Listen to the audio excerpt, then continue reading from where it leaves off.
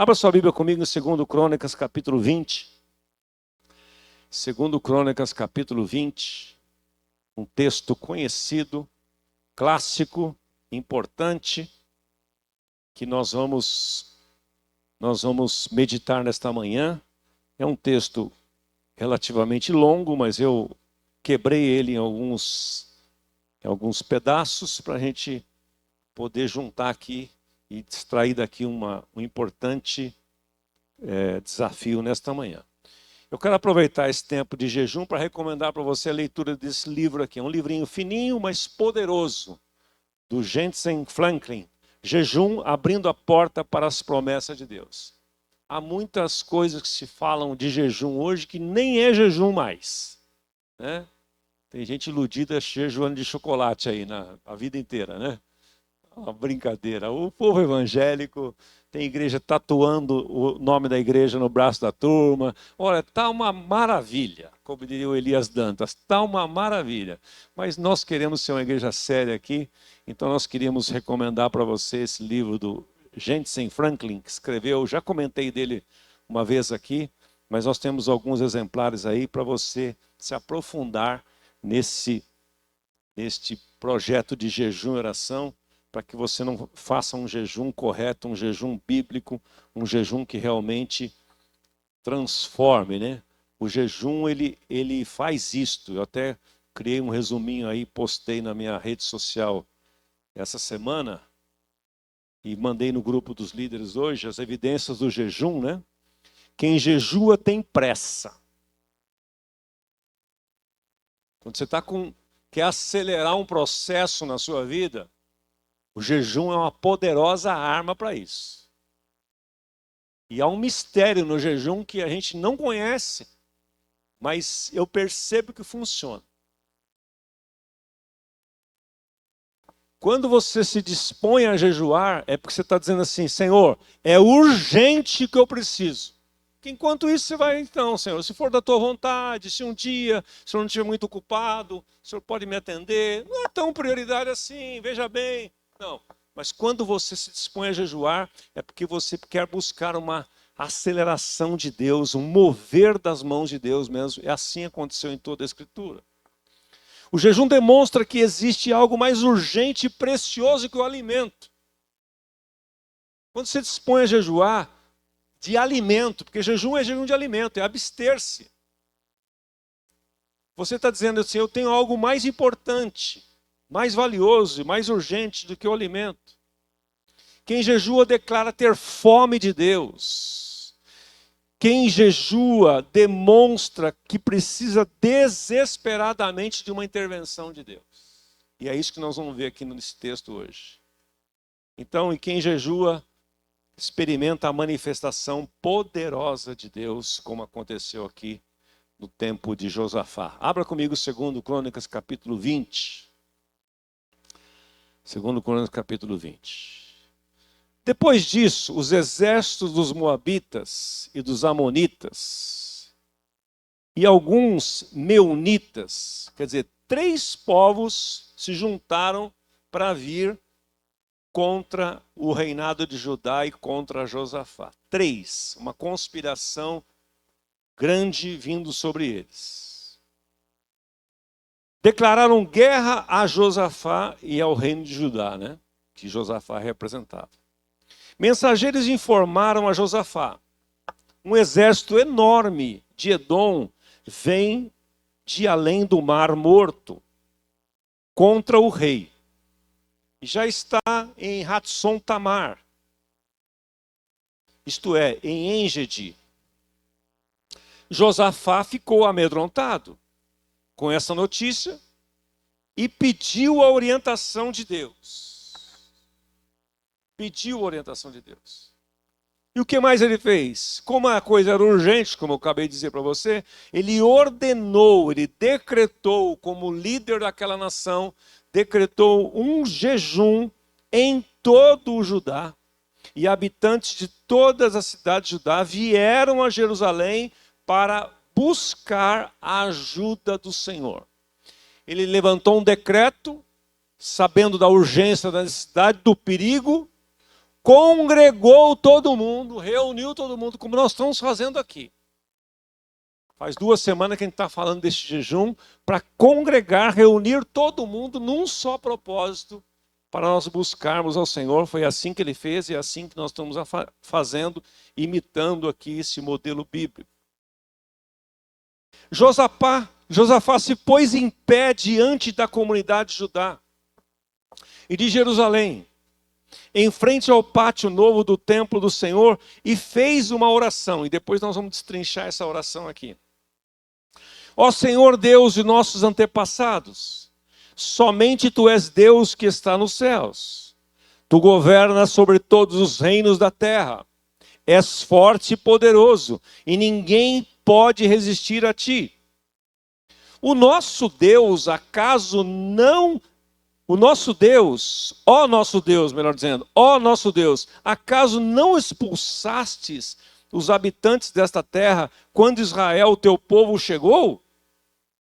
Não deste esta terra para sempre aos descendentes de teu amigo Abraão? Teu povo se estabeleceu aqui e construiu este templo em honra ao teu nome. Disseram: se enfrentarmos alguma calamidade, como guerra, praga ou fome, nós nos colocaremos em tua presença diante deste templo, onde o teu nome é honrado. Clamaremos a ti em nossa angústia, e tu nos ouvirás e nos salvarás. Agora, vê o que fazem os exércitos de Amon. Veja o que os nossos inimigos estão armando contra nós, né? Amon, Moabe e do monte de Seir. Tu não permitiste que nossos antepassados invadissem essas nações, quando Israel saiu do Egito. Por isso os israelitas se desviaram deles e não os destruíram. Vê como nos retribuem. Vieram nos expulsar da nossa terra, que nos deste por herança. Ó nosso Deus, não os castigarás por isso? Olha a pergunta que ele faz para Deus. Não temos força, nós não temos forças para lutar contra este exército imenso que está prestes a nos atacar. Nós não sabemos o que fazer, não sabemos para onde ir, não temos força, mas esperamos o socorro que vem de ti. Enquanto todos os homens de Judá estavam diante do Senhor, com suas crianças de colo, olha, todo mundo, hein? Suas esposas, seus filhos, o Espírito do Senhor veio sobre um homem ali no meio. Seu nome era Jaziel, filho de Zacarias, filho de Benaia, filho de Jeiel, filho de Matanias, levita descendente de Asaf. Ele disse: escutem-me todos vocês, povo de Judá e de Jerusalém. Escute, rei Josafá. Assim diz o Senhor: não tenham medo, não fiquem desanimados por causa deste grande exército que vem contra vocês, pois a batalha não é sua, mas de Deus. Diga aleluia. Amanhã, marchem contra eles. Vocês os encontrarão vindo pela subida de Ziz, no fim do vale que abre para o deserto de Jeruel. Quando os encontrarem, porém, não terão de lutar, mas vão contra eles. Se posicionem.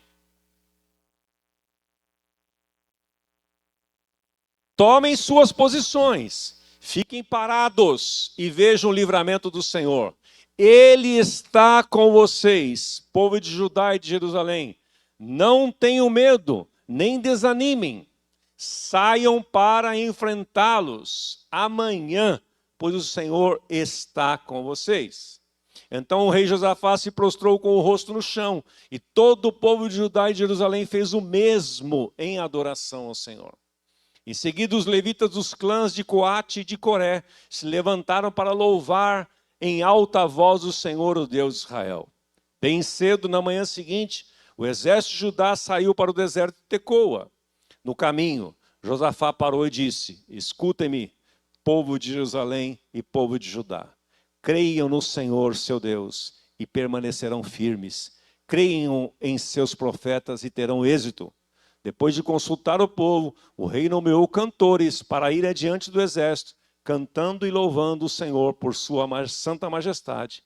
Cantavam assim: deem graças ao Senhor, porque o seu amor dura para sempre. No momento em que começaram a cantar e louvar, o Senhor trouxe confusão sobre os exércitos de Amon, Moabe e do monte de Seir. E eles começaram a lutar entre si. Nossos inimigos, nós clamamos ao Senhor, Deus coloca confusão no meio deles. Os exércitos de Moabe e Amon se voltaram contra os seus aliados do monte de Seir e mataram todos eles. Depois que haviam destruído o exército de Seir, começaram a atacar uns aos outros. Quando os homens de Judá chegaram ao local de onde se avista o deserto e viram apenas cadáveres no chão, até onde podiam enxergar, imagina, não escapou nenhum só dos seus inimigos. O rei Josafá e os seus homens saíram para recolher os despojos, encontraram grande quantidade de suprimentos, roupas e outros objetos de valor, mais do que eram capazes de carregar. Havia tantos despojos que levaram 3 dias para recolher tudo. No 4º dia, reuniram-se no vale de Beraca, e que recebeu este nome depois daquele dia, pois louvaram ao Senhor ali. Por isso até hoje é chamado de Vale de Beraca, ou Vale da Bênção, né? Então todos os soldados de Judá e de Jerusalém voltaram, com Josafá à frente, muito alegres, porque o Senhor lhes tinha dado a vitória sobre os seus inimigos. Entraram marchando em Jerusalém, ao som de harpas, liras e trombetas, e foram ao templo do Senhor. Quando todos os reinos vizinhos souberam que o Senhor havia lutado contra os inimigos de Israel, o temor de Deus veio sobre eles, e o reino de Josafá teve paz, pois seu Deus lhe deu descanso de todos os lados. Espírito Santo de Deus, toma essa porção da Escritura nesta manhã, para que nós possamos aprender com este episódio. Tua palavra diz que tudo que antes foi escrito para o nosso ensino foi escrito, que pela consolação e esperança que trazem as Escrituras nós sejamos vitoriosos nos dias de hoje. Em nome do Senhor Jesus. Amém. Muito bom, o texto é rico demais, você pode meditar nele essa semana, mas eu quero destacar aqui a oração de Josafá. Eu fiz um resumozinho aí que a Thaís está colocando na tela para nós, olha, o poder da oração em concordância. Porque nós precisamos entender, meus irmãos, que uma coisa é você orar sozinho, a outra coisa é quando você ora em concordância. E essa concordância, e para que haja oração em concordância, precisa de pelo menos 2 pessoas. 2 pessoas. O Felipe Arruda, no tempo de oração pela comunidade, ele citou esse texto de Mateus 16. Clássico texto que Jesus nos ensinou. Onde houver 2 ou 3 reunidos em meu nome, eu estou no meio deles. Quando vocês declararem, quando 2 de vós concordarem acerca de qualquer coisa, um sim de vocês na terra, diz a versão da mensagem, é um sim de Deus no céu. Então, há um poder, há uma coisa exponencial. Existe até uma palavra meia moderna aí, que não é muito usada, mas a palavra sinergia, que mostra que quando nós nos unimos num só propósito, num só foco, acontece uma multiplicação exponencial de algo. Vou dar um exemplo para você. Se você pegar uma carga na sua mão, pegar uma mão só, e colocar 5 quilos na sua mão, você daqui 1 minuto você vai falar, não aguento 5 quilos. Mas se você estender as suas 2 mãos e puser 5 quilos em cada lado das mãos, você vai levantar fácil. Mas você não vai levantar só 10 quilos.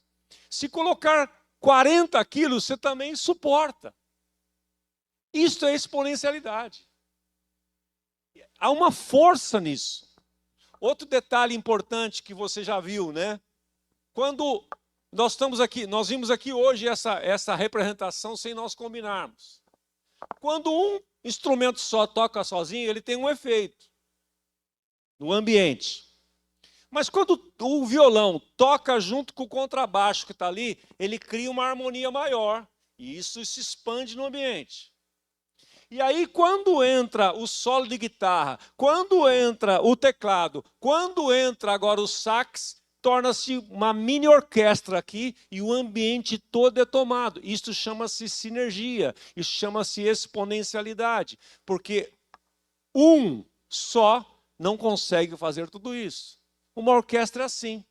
Os instrumentos são maravilhosos, mas quando se toca tudo junto e tudo alinhado, debaixo de uma direção de um maestro, aquilo fica maravilhoso. Este é o poder da concordância. E na oração acontece a mesma coisa. A mesma coisa. E tudo isso que aconteceu aqui, aconteceu porque Josafá, num dado momento, ele ficou com medo. Porque ele falou, sozinho não vou aguentar essa parada. Mas ele desafiou todo Judá e todo o pessoal de Jerusalém. Se uniram todos, homens, mulheres, crianças, decretou um jejum, quer dizer, todo mundo alinhado. E aí ele fez uma oração, e o texto diz que ele fez uma oração diante de todo o povo. E todo o povo foi concordando com esta oração. Então nós vamos ver detalhes dessa oração agora, os elementos chaves desta oração. E são 3. Eu resumi em 3 aqui para ficar bem fácil a gente memorizar. Essa semana a gente praticar isso nos G100s, a gente compartilhar com quem você quiser aí. 3 elementos-chave do poder da concordância. Primeiro, ele, no começo da sua oração, ele faz o reconhecimento da soberania de Deus sobre a sua vida e sobre todos os povos. Soberania de Deus. Josafá se pôs em pé na congregação de Judá e Jerusalém, na casa do Senhor, no pátio novo, e disse: ó Senhor, Deus de nossos pais, será que tu não estás nos céus? Não és tu que dominas sobre todos os reinos dos povos? Então veja, mesmo com um momento de muita tensão, ele começa a sua oração não falando do seu medo. Ele teve medo. Só lá na frente ele faz um reconhecimento disso. Mas ele começa declarando esse reconhecimento da soberania de Deus sobre todas as nações da história, e ele vai mesclando as suas orações com questionamentos e confissões. E eu vou deixar claro para você aqui, ó. Abra comigo lá 2 Crônicas 20. Vamos olhar agora detalhe por detalhe dessa oração, que ela é um ensino tremendo para todos nós aqui. 2 Crônicas 20. Olha como ele começa esse item aqui que eu separei para você. Reconhecendo a soberania de Deus sobre todas as nações e a história, e ele vai mesclando as suas orações com questionamentos e confissões. 2 Crônicas 20, depois disso os exércitos moabitas vieram, mensageiros informaram e tal, aí no verso 3 ele fica amedrontado com essa notícia, ordenou um jejum e tal. No verso 5 ele coloca-se em pé e aqui começa a sua oração. Então ele diz assim: Josafá pôs-se em pé na congregação de Judá e Jerusalém, na casa do Senhor, diante do pátio, e disse: ó Senhor, Deus de nossos pais, não és tu Deus nos céus? Que ele já está declarando aqui a soberania de Deus sobre todas as coisas. Eu te reconheço. Ele faz um questionamento. Ele fala com Deus neste momento. Senhor, tu não és o Deus de todas as nações? Tu não estás nos céus? Tu não governas sobre tudo? Será que tu não estás vendo isso? Como orou Abacuque? Vários homens de Deus oraram assim, né? Abacuque chegou num momento na vida dele que falou assim: será que tu és tão puro que o Senhor não consegue ver o mal? Será que só eu que vejo? Então, na oração nós precisamos aprender a fazer questionamentos sábios para com Deus. Ele faz questionamentos e ele faz confissões. Então aqui ele questiona: será que tu não és o Deus dos céus? Não és tu que domina sobre todos os povos e todos os reinos dos povos? Em outras palavras, está dizendo: o Senhor não vai fazer nada? O Senhor não vai intervir nisso aqui? E aí então ele faz uma confissão maravilhosa no verso 6. Na tua mão está a força e o poder, e não há quem te possa resistir. Ele não só questiona, mas ele faz declarações reconhecendo quem Deus é. Então é assim que nós precisamos aprender a orar sobre os nossos desafios pessoais, sobre a nossa família, sobre a nossa nação. Eu tenho feito essa oração várias vezes. E agora, nesse momento de convulsão do país pegando fogo aí, é que eu tenho mais orado ainda. Tenho dito: Senhor, o Senhor não vai intervir, não? Tu dominas sobre tudo. Há milhares de promessas ao longo dos anos sobre o quão especial é a nação brasileira. Você já ouviu isso tantas vezes. O quanto é claro, definido um projeto que Deus tem para essa nação, um país abençoadíssimo, um dos solos mais ricos do planeta, um povo maravilhoso, uma nação fantástica, em clima, em tudo. E Satanás tem vindo com toda a força para bagunçar o nosso país. E nós precisamos dizer: aqui não. Nós precisamos nos levantar e dizer: Senhor, esta terra pertence a Ti. Tu dominas sobre todas as coisas. Na Tua mão está a força e o poder. Em relação à sua casa, você tem que orar da mesma forma. Está em crise com os seus filhos? Lembre ao Senhor, ou lembrando a você mesmo, quem eles são para o Senhor. Lembra que eu aprendi esse princípio com a Edmeia Williams, que esteve conosco esses dias, né? Ela contou isso aprendi de tabela. Nisso eu ouvi ela falar num seminário aí, em algum lugar. E eu trouxe isso para... Falei: opa, isso aqui é uma dica poderosa. Ela, quando começou a ter problemas na adolescência, pré-adolescência, com seu filho, e começou a preocupá-la porque ela já tinha perdido o marido, né? Menino sem pai, e ela começou a dar trabalho. Ela falou: Senhor, eu não posso perder sono por causa disso. E ela pegou a promessa de Deus que diz: herança do Senhor são os filhos. Herança do Senhor. E ela começou a fazer a seguinte oração: Senhor, o Senhor não vai cuidar da tua herança, não? Senhor, traz de volta a tua herança, que é meu filho, para os teus caminhos. Senhor. Traz de volta. Eu não aceito isto. Ele foi consagrado, ele é tua herança.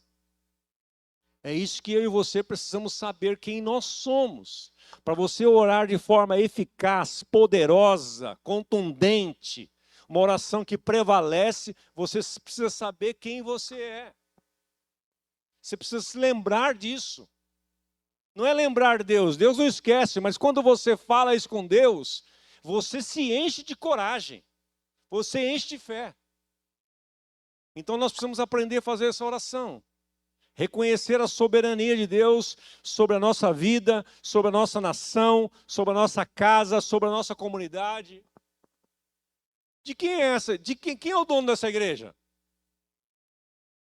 O Osmar? Se for ele, está lascado você na vida e eu também, eu mais ainda. Essa igreja pertence ao Senhor. Então nós não podemos fazer de qualquer jeito. Eu não posso pregar aqui, por exemplo, o que eu acho legal. Você pensa que é fácil? Tem temas que a gente fala aqui que eu sei que nós vamos mexer em vespeiro. Nós vamos desagradar. Mas a igreja não é minha. Eu sou só mordomo aqui de um momento. Aliás, sou passageiro aqui. Então eu tenho que levar isso aqui a sério. Eu não posso falar qualquer coisa, não posso fazer de qualquer jeito, e nem você. As ovelhas são do Senhor, a igreja do Senhor, então eu tenho que prestar contas para Ele. Tem vezes que vem tema no meu coração para falar, eu falo, Senhor, tem certeza? Eu começo a pensar em algumas circunstâncias, em algumas reflexos que isso vai dar. Eu falei, Jesus, não tem outra pessoa não? Mas a igreja não é minha. Não posso fazer nada para agradar a mim. Tem que fazer para agradar o Senhor. A igreja pertence a Ele, Ele é o dono. Tem que pregar a mensagem que Ele quer que eu pregue. Tem que ensinar o que Ele quer que eu ensine. Falar o que Ele quer que eu fale. Então nós precisamos nos posicionar em relação à igreja, em relação à casa, em relação à nossa nação, em relação a tudo. Em relação ao seu trabalho, em todas as áreas da sua vida. Então, primeiro insight que eu recebi meditando nisso nessa semana foi isso: reconhecer a soberania de Deus sobre todas as coisas, sobre a minha vida, sobre a minha família, sobre a minha nação, e mesclar as minhas orações com questionamentos e confissões. Confissões. As orações mais pontuais da Bíblia, ele foi cheio de confissões. Algumas delas, como Neemias e Daniel, confessando até pecados que eles não cometeram. Como Osmar Barbosa orou aqui pela nossa nação hoje. Senhor, perdoa o nosso pecado. Perdoa o nosso pecado. Então nós temos que confessar quem nós somos e também confessar quem Deus é. Segundo ponto dessa oração de Josafá, que me chamou muita atenção, que é o segundo ali, ó. Relembrou as promessas e alianças de Deus feitas aos seus antepassados. Isto que eu e você precisamos lembrar e fazer em relação às nossas orações. Olha aqui o verso 7 até o 11. Ó nosso Deus, acaso não expulsastes os moradores desta terra de diante do teu povo e de Israel, e não a deste para sempre a posteridade de Abraão, teu amigo? Lembrando as promessas de Deus e a aliança de Deus. Eles têm morado nela, e nela edificaram um santuário no teu nome, dizendo: se algum mal nos sobrevier. Ele foi buscar a oração, ele foi buscar essa oração aqui, na oração de consagração do templo lá atrás. Você se lembra de 2 Crônicas 7,14? Foi palavra de Deus aquilo. No momento da consagração, Deus apareceu e disse: se o meu povo, no verso 13 ele diz: se eu fechar os céus de modo que não haja chuva, e se o meu povo, que se chama pelo meu nome, orar, me buscar a minha face, arrepender dos seus maus caminhos, eu ouvirei dos céus, sararei a sua terra, e lá. Então, Josafá vai lá atrás e busca essa promessa de Deus: se algum mal nos sobrevier, espada, juízo, peste ou fome, nós nos apresentaremos diante deste templo, que era um marco, era um local, né, físico ali, e diante de ti, pois o teu nome está nesse templo. Clamaremos a ti na nossa angústia, tu nos ouvirás e livrarás. Agora, eis que os filhos de Amon, agora, Senhor, de Moabe, dos montes Seir, cujas terras não permitiste que Israel invadir, quando vinham da terra do Egito, mas deles se desviaram e não os destruíram. Eis que eles estão, a recompensa deles, ó. Josafá está dizendo assim: tu mandaste nós, esse povo tu não falaste para nós destruir, senão teríamos destruído. Agora a recompensa que estamos tendo. Eles estão vindo para cima de nós. Estão vindo para nos expulsar da tua propriedade que nos deste por herança. Então ele reivindica isto, ele traz as promessas de Deus. A oração mais poderosa do mundo é a oração que você pega as promessas de Deus e levanta diante dele e as confessa diante do Pai. Isso se torna algo poderoso, e foi isso que ele fez. Relembrou as promessas e o pacto, a aliança. Tu tens uma aliança conosco, Senhor. Em relação à nossa casa, seu orar, dizendo: Pai, tu tens uma aliança comigo, eu fiz uma aliança contigo, meus filhos estão nessa aliança também, Pai, eu não aceito isso. Nossos filhos todos serão discípulos do Senhor, a paz dos nossos filhos será abundante. Você pega essas promessas e vai declarando diante de Deus, isso cria um ambiente de fé, e no mundo espiritual as coisas começam a acontecer ao seu lado. Então, relembrar as promessas de Deus feitas aos nossos antepassados. E ele lembrou especialmente de Abraão.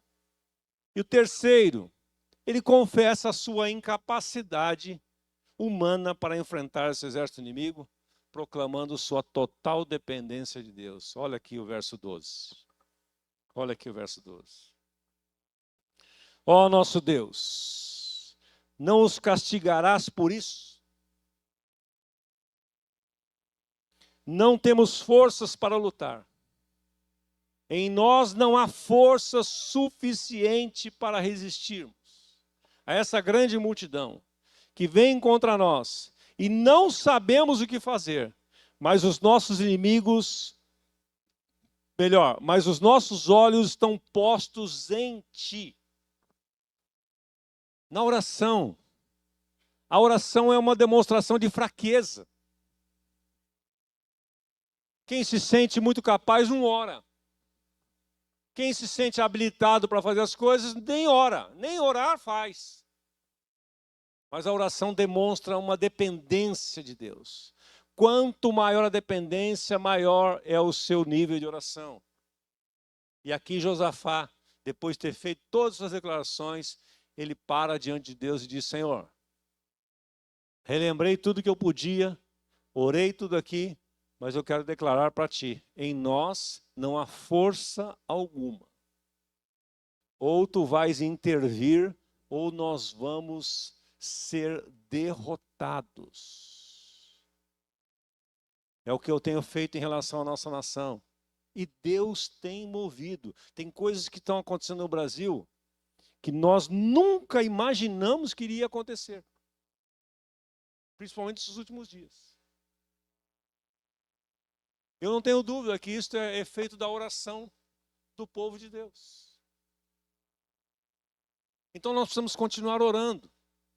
Pela nossa nação, pelas nossas famílias, pela nossa comunidade, pela nossa sociedade, pelos nossos desafios pessoais, porque Deus ouve as orações de verdade.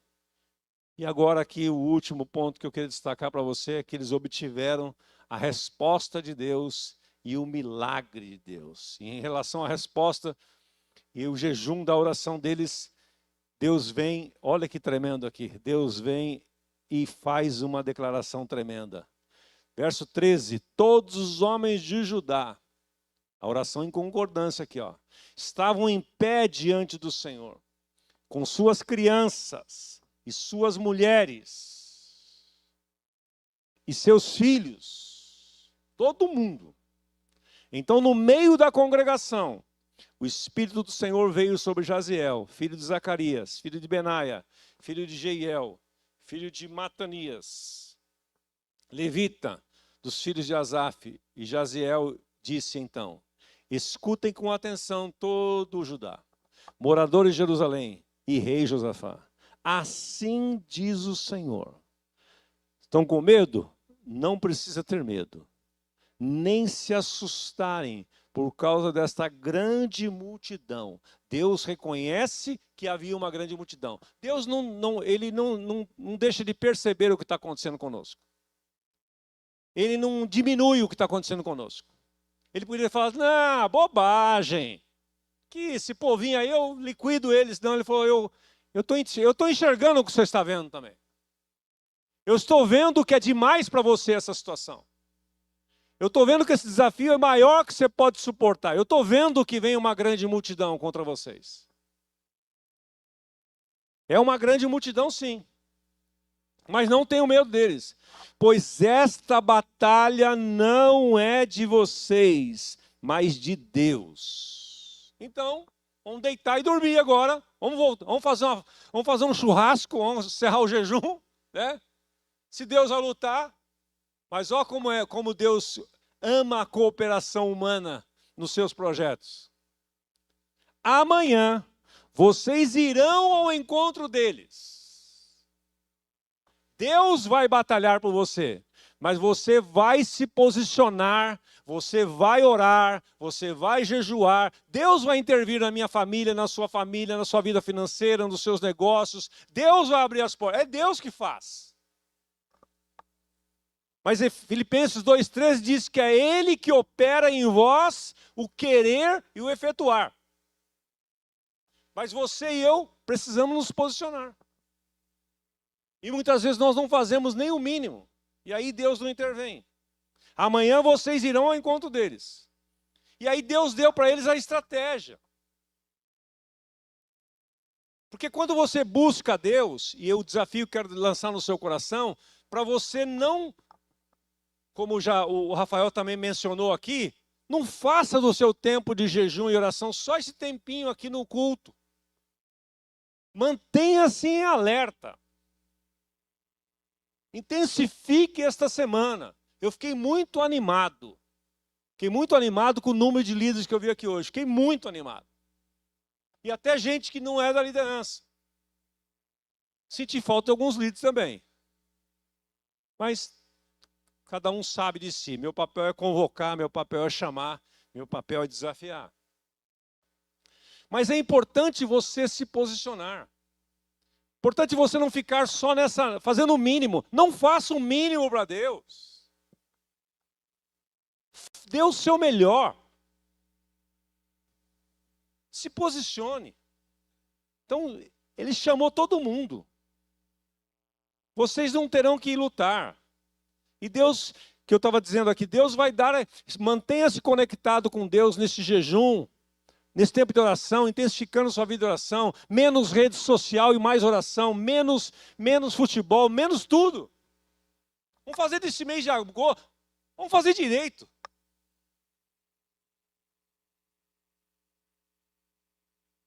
Eu vi pessoas comentando entre nós, puxa, domingo vai começar o projeto de jejum, eu vou estar lá. Então, isso nos anima a todos. Agora, esteja alerta, porque Deus vai dar direções para você. Isso eu estou falando para você da parte de Deus aqui, olha. Fique alerta. Situações na sua vida que estão embaraçadas, negócios que não saem, coisas que estão emperradas há anos. Deus vai desemperrar neste jejum em nome de Jesus. Mas esteja alerta. Deus não vai permitir que você seja destruído, não vai. Mas Ele quer você alerta e cooperando com Ele. Porque Ele vai dar a direção. Olha a direção que Ele deu aqui, ó. Amanhã vocês irão ao encontro deles. Eis que eles virão pela ladeira de Ziz. Detalhes. Deus vai dar detalhes para você de situações que você procurou soluções e não encontrou. Ele vai levar você, Ele vai trazer contatos para você. Ele vai trazer pessoas para você. Do nada. Do nada. Você vai estar numa recepção de um consultório, começa a conversar fiado com a pessoa do lado, de repente ela fala, eu faço tal coisa. E é aquilo exatamente que você está precisando. Deus vai promover encontros sobrenaturais para nós nesses dias. Fique atento, porque vai passar na sua frente. Sabe aquela história do cavalo selado passando na sua frente? Fique atento. Ele vai dar indicações para você. Eu sinto que eu estou falando isso da parte de Deus para algumas pessoas aqui nesta manhã, em nome de Jesus. Eles virão para a ladeira de Ziz, vocês o encontrarão no final do vale, em frente do deserto de Jeruel. Olha os detalhes. Neste encontro, vocês não precisam lutar. Só esteja lá. Só esteja lá de corpo, alma e espírito. Só esteja presente ali. Só fique atento. Esteja lá. Não há como Deus agir quando você não está lá. Deus está falando com quem não está aqui? Está ou não está? Não. Então esteja. Esteja presente, se faça presente. E quando estiver presente, faça com todo o seu ser. Vocês não precisarão lutar. Gosto dessa expressão aqui, ó. Tomem posição. Tomem posição. Fiquem parados e vejam a salvação que o Senhor lhes dará, ó Judá e Jerusalém. Mas esteja na sua posição. Quando você está no lugar certo, na hora certa, Deus abençoa e as portas se abrem para você. Enquanto eu estou falando aqui, eu estou me lembrando de várias situações que eu já passei. E você também deve estar lembrando aí. E o Espírito vai te lembrar. Situações que você orou e encontros sobrenaturais que você teve, que você nem imaginava. E Deus abriu as portas para você. Deus preparou pessoas em cada circunstância.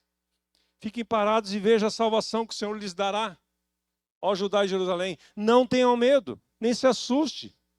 E Deus reforça de novo. Amanhã saiam ao encontro deles, porque o Senhor está com vocês.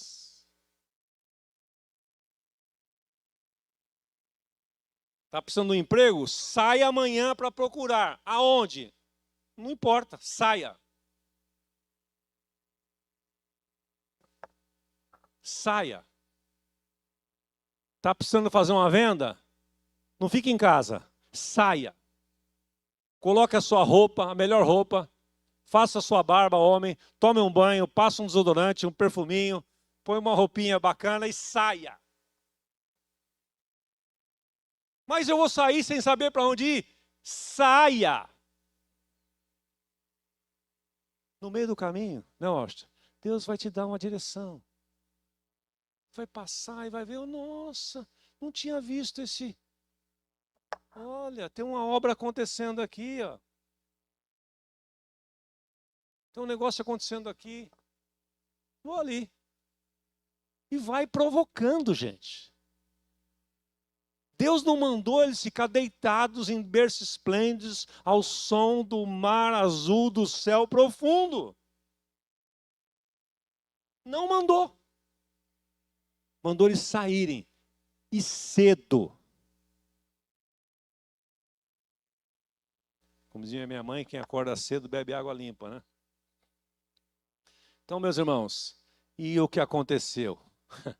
Olha o que aconteceu e o resultado final, ó. Veja aí. Veja aí o finalzinho do que aconteceu. O que é para fazer, Senhor? É para lutar, não é para cantar. Vai entender Deus. Mas o que não vão fazer? Cadê as armas? Não, não é para... Todas as batalhas foram assim? Presta atenção nessa sacada aqui, ó. Todas as batalhas do povo de Israel venceu assim, cantando? Não. Então Deus tem uma estratégia para cada situação. Tem outras que eles foram para cima mesmo e tem a batalha de Gideão, tem um monte de batalha na Bíblia. Mas aqueles que tiveram vitória nas batalhas, tiveram porque ouviram a direção de Deus. E eu oro para que você, nesses dias do mês de agosto, tenha ouvidos espirituais sensíveis para ouvir a direção de Deus para cada detalhe que você precisar na sua vida. No momento que começaram a cantar, verso 22, o Senhor trouxe confusão sobre os exércitos de Amon, Moabe e de Seir. Eu vi uma situação no Brasil essa semana que me chamou a atenção esse texto aqui.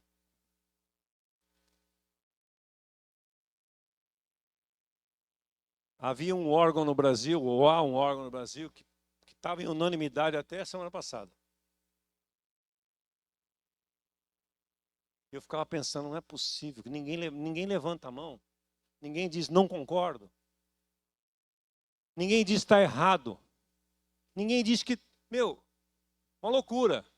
E nesta semana Deus virou as coisas. Então Deus pode fazer qualquer coisa. E Ele está se movendo. Ele está se movendo. No momento que nós jejuarmos, a partir de hoje que nós começamos a cantar aqui, a jejuar aqui, o Senhor está trazendo confusão nos nossos inimigos. E os nossos inimigos não são pessoas, você sabe disso. Não é carne e sangue. E os exércitos de Moabe e de Amon se voltaram contra os seus aliados. Eles estavam aliados, eles estavam aliançados para destruir Israel. De repente começaram a brigar entre si. Deus coloca confusão entre os nossos inimigos. E aí então você sabe o restante. Se mataram e despojos que levaram 3 dias para pegar tudo aquilo. Então é isso que o Senhor tem preparado para nós, meus irmãos. Leve a sério esse tempo.